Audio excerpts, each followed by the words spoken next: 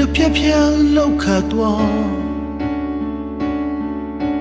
တရွာကလေးတွေမြေပြင်ပေါ်ခါ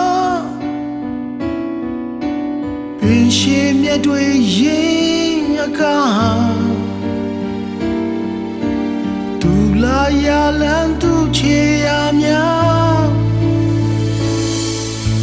ဂျာတမလေးပြောတဲ့သူရဲ့စကားကြည်တမလေးမြင်မဲ့အရေးများခံစားတမသာတီးမဲ့ရာလေးပြည့်ရဲ့မင်းတိတ်စိတ်နိုင်အောင်မထင်မှဖက်ရောက်လာတယ်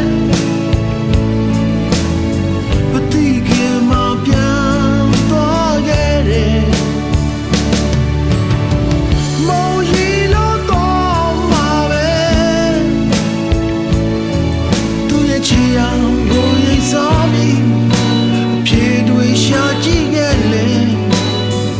လေးပြည့်ရဲ့မင်းသိမ့်တနိုင်နေ